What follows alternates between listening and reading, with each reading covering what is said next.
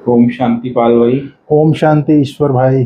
पाल भाई, हम आज की मुरली रिवीजन कर रहे हैं और आज बाबा ने खास बोला है, संगम युग का महत्व बाबा ने बताया। बाबा बोलता है अगर संगम युग कोई समझ लेगा संगम युग को, तो भी वो अपार खुशी में रहेगा और वो सब समझ जाएगा, क्योंकि संगम युग ऐसा है जो कलयुग का अंत और सत्युग की शुरुआत है, जिसमें बाबा तो दुनिया वालों को भी समझा सकते हैं कि बेहद का बाप बेहद का कैसे वरदान बच्चों को देता है। फिर बाबा बोल रहे कि ये लोगों को सुख की दुनिया में ले जाना है तो खुशखबरी भी लोगों को देना है, सुख की दुनिया। तो सेवा के लिए बाबा ने आज खास बोला है। फिर बाबा ने आज बोला है कि शरीर जो है, पहले तो बाबा बोलते कि भी जो कुछ आंखों से देखते सब खत्म होने वाला है, लेकिन आज शरीर के साथ बाबा ने बोला शरीर के साथ जो कुछ भी आंखों से देख रहे हो ये सब विनाश होने वाला है, इसलिए इससे ममत्व रखना है, इससे वैराग्य आना चाहिए हमको, तो उपराम होना चाहिए। तो पूरी संगम युग पे खड़े होके पूरे चक्र को बाबा ने आज दर्शाया है, किस तरह सत्युग, त्रेता, द्वापर, कलयुग और संगम पे हम अभी खड़े हैं। तो संगम युग ऐसा है पाल भाई, जिसमें आदि मध्य अंत का ज्ञान देके बाबा हमको त्रिकालदर्शी बनाता है, त्रिनेत्री बनाता है। तो इतना गुह्य गुह्य राज बाबा ने संगम पर हमको समझाया है। तो जो हम समझे हैं तो बाबा औरों को भी जीवन दान भी देना है। तो इस तरह बाबा की आज की मुरली है पाल भाई, तो आप थोड़ा डिटेल में बताएंगे बाबा की क्या क्या प्रेरणा है। ओम शांति ईश्वर भाई। ओम शांति। आज हम लोग 29 जून 2024 की मुरली रिवीजन कर रहे हैं जी। आज बाबा ने मुख्य रूप से झाड़ और सीढ़ी को याद किया, जो चित्र बनाते हैं। पहले बनाए बाबा ने कहा, लोग पूछेंगे तुमको, कहेंगे यह चित्र कैसे बनाए, किसने सिखाया। बाबा ने कहा तो लोगों को बोलो बाबा ने हमें ध्यान में दिखाया, फिर हम यह बनाते हैं। फिर उनको बाप ही इस रथ में ब्रह्मा तन में आकर के करेक्ट करते हैं, ऐसे ऐसे बनाओ। खुद ही परमात्मा आकर के करेक्ट करते हैं। मुख्य रूप से आज सीढ़ी और झाड़, कैसे झाड़ के जड़ में फाउंडेशन में देवी देवता हैं, उनके बाद फिर इस्लामी बौद्धि आते हैं, दूसरे धर्म आते हैं, उसको बाबा ने आज चित्रित किया है।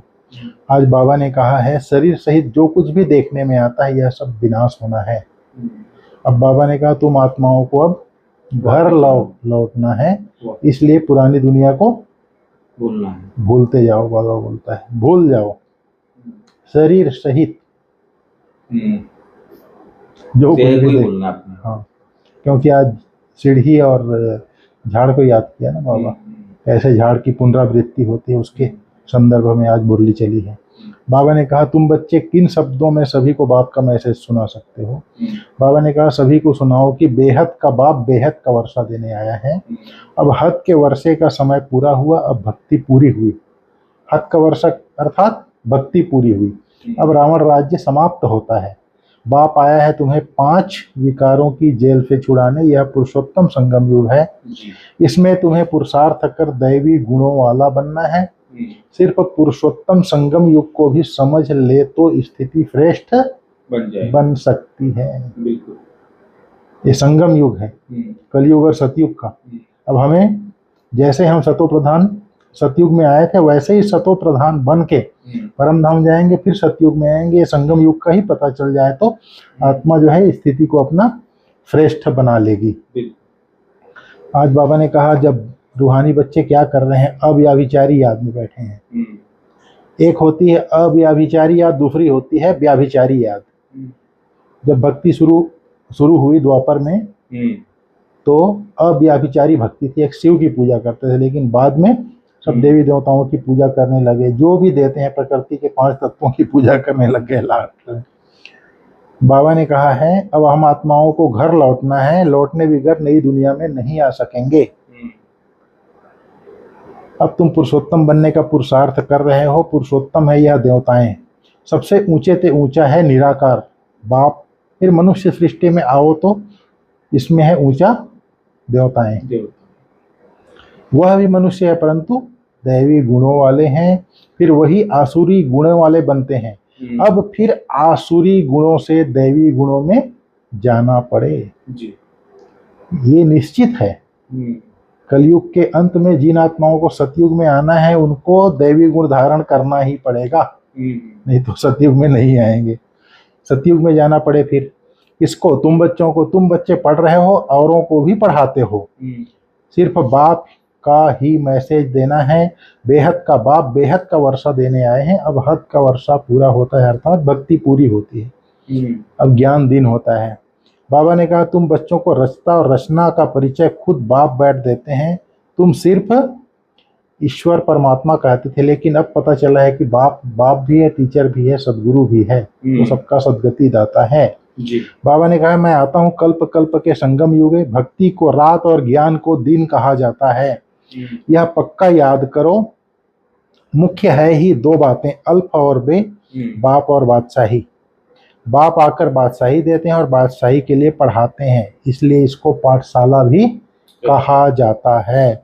बाबा ने कहा पावन बनने के लिए ही मुझे पुकारा है कि हे बाबा हमको पावन बनाकर पावन दुनिया में ले चलो।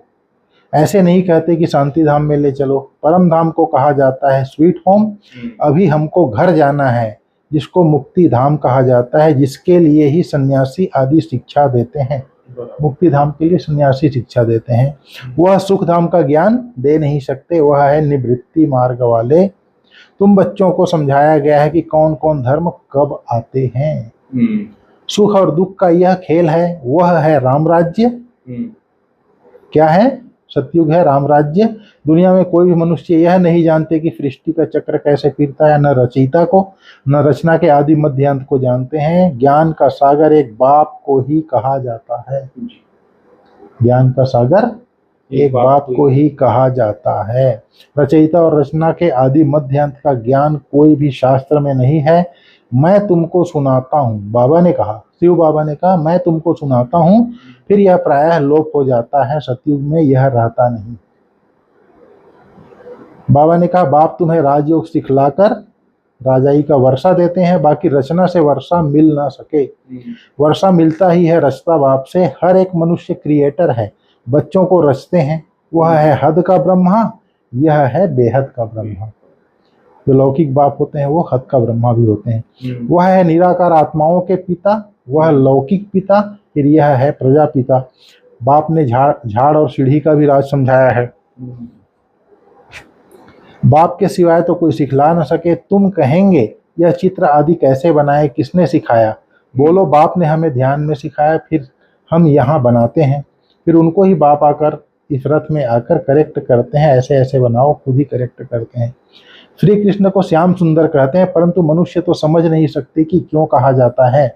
यह बैकुंठ का मालिक था तो गोरा था, फिर गावड़े का छोरा सांवरा बना, इसलिए उनको ही श्याम सुंदर कहते हैं। बाबा ने कहा जब झाड़ होता है तो पहले देवी देवता धर्म होती है, फिर क्राइस्ट बौद्धि आते हैं। फिर बाबा ने कहा नए नए मठ पंथ पिछाड़ी में आते हैं तो उनकी भी शोभा हो जाती है। फिर अंत में जब सारा झाड़ जड़ीभूत अवस्था को पाता है तब मैं आता हूँ। यदा यदा ही धर्मस्य ग्लानिर्भवति भारतम। अपने को भी नहीं जानते तो बाप को भी नहीं जानते, अपने को भी गाली देते, बाप को और देवताओं को भी गाली देते हैं, तमो प्रधान बेसमझ बन जाते हैं, तब मैं आता हूँ। पतित दुनिया में ही आना पड़े। तुम मनुष्यों को जीय दान देते हो, अर्थात मनुष्य से देवता बनाते हो। जीय दान देने का मतलब क्या हुआ? मनुष्य से देवता बनाते हो, सब दुखों से दूर कर देते हो, सो भी आधा कल्प के लिए। गायन भी है ना, वंदे मातरम। कौन सी माताएं? जिनकी वंदना करते हैं। तुम माताएं हो, सारी सृष्टि को बहिष्ठ बनाती हो। माताओं की वंदना होती है, लेकिन कौन सी माताएं? जो शायद तुम माताएं हो, सारी सृष्टि को बहिष्ठ बनाती हो। भल पुरुष भी हैं लेकिन मेजॉरिटी माताओं की है, इसलिए बाप माताओं की महिमा करते हैं। बाप आकर तुमको इतनी महिमा लायक बनाते हैं। बाबा ने आज कहा है अपार सुखों की दुनिया में चलने के लिए संगम पर खड़ा होना है। मालूम है इधर कलयुग है, इधर सतयुग है, संगम में मैं खड़ा हूं, तब सतयुग में जाने का पुरुषार्थ करेगा, तब अपार सुखों की दुनिया में जाने का पुरुषार्थ करेगा। साक्षी हो, सब कुछ देखते हुए बुद्धि योग नई दुनिया में लगाना है। बुद्धि में रहे, अभी हम वापस लौट रहे हैं। वापस लौट रहे हैं, कहाँ लौट रहे हैं? घर। अब दुनिया पूरी हुई, परम धाम घर जाना है, फिर सतयुग में आना है। बाबा ने कहा सभी को जीय दान देना है, अर्थात मनुष्य से देवता बनने का ज्ञान सबको सुनाना है, पैगाम देना है।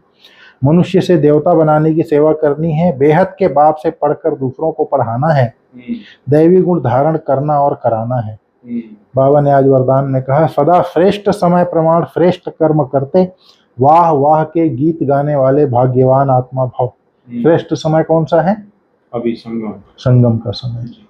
बाबा ने कहा, इस श्रेष्ठ समय पर सदा श्रेष्ठ कर्म करते, वाह वाह के गीत मन से गाते रहो।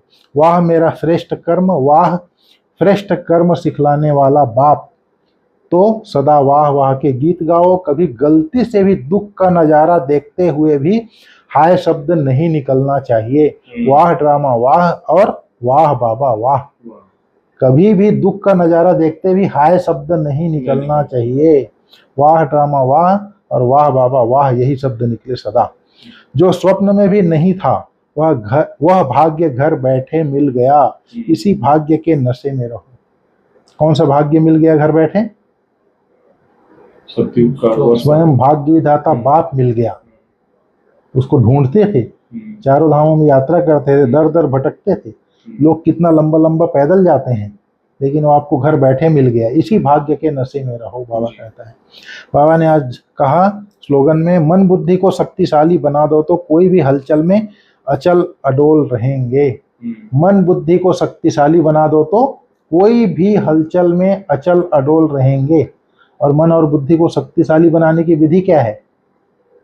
मन मना रोज की मुरली को मनन शक्ति द्वारा हजम कर लो तो आत्मा शक्तिशाली बन जाएगी, अर्थात मन बुद्धि शक्तिशाली हो जाएगी। एक ही साधन है, मन अर्थात संकल्प, और संकल्प शुद्ध बनाने का तरीका है मुरली। मुरली को घोंट घोंट के मनन करके रस निकाल लो। डॉक्टर गुप्ता बोलते हैं ना, ये मुरली है खेती, उसमें से जैसे खेती होती है उसमें से आप सब्जी तोड़ के लाते हो, सब्जी तोड़ के लाते हो, फिर उसको जूसर मशीन में डालते हो, फिर जूस निकलता है, फिर उसको पीते हैं, तब ताकत आती है। इसका प्रोसेस है। मुरली पढ़ना है, फिर याद करना है, बुद्धि रूपी बर्तन में रखोगे आप, फिर मन में मनन करके उसका रस निकालोगे, तब लगेगा तृप्त हो गई आत्मा। कैसी भी परिस्थिति में कुछ नहीं, सब ठीक है। ये नहीं कि मुरली एक बार क्लास में जाके पढ़ लिया, नहीं, उसको बुद्धि में याद भी करना है, याद करके उसको जुगाली करना है। बाबा बोलता है ना, गाय जुगाली करती है चारा खा के, तब रस निकलता है, तब गाय को फिर ताकत आती है। ठीक है ईश्वर भाई, ओम शांति।